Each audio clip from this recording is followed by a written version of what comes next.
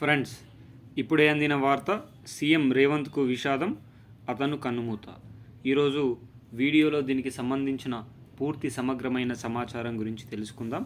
ఎవరైనా మొట్టమొదటిసారిగా మన ఛానల్ని చూస్తున్నట్లయితే చూసిన వెంటనే లైక్ చేయండి, అదేవిధంగా షేర్ చేయండి, అదేవిధంగా కామెంట్ చేయండి, అదేవిధంగా సబ్స్క్రైబ్ చేసుకొని బెల్ ఐకాన్ ఆన్లో పెట్టండి.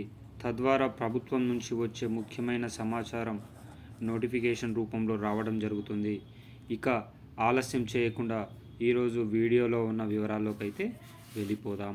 మంత్రి ఉత్తమ్ కుమార్ యొక్క అనుచరుడు కస్తాల శ్రవణ్ హుజూర్ నగర్ సమీపంలో ద్విచక్ర వాహనం పైన కోర్టు సమీపంలో వెళ్తుండగా 2 ద్విచక్ర వాహనాలు ఢీకోవడం పట్ల శ్రవణ్ మృతి చెందడం అయితే జరిగింది.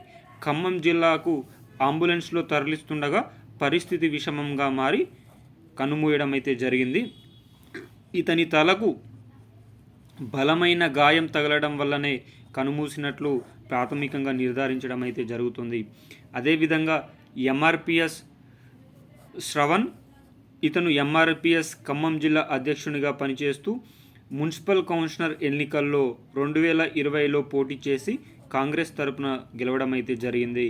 ఇతను కాంగ్రెస్ శ్రేణులలో అదేవిధంగా ప్రతి ఒక్క వ్యక్తి పైన కాంగ్రెస్ యొక్క పార్టీ ప్రతిభ కనబరిచేలాగా ప్రభావం ఉందని చెప్పుకోవచ్చు.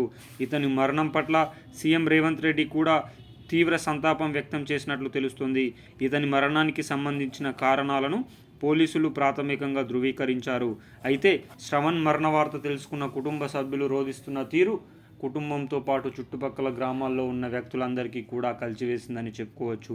ఎన్నో మహోన్నతమైన సంక్షేమ కార్యక్రమాల్లో శ్రవణ్ పాల్గొన్నాడని ప్రముఖులు గుర్తు చేసుకుంటున్నారు.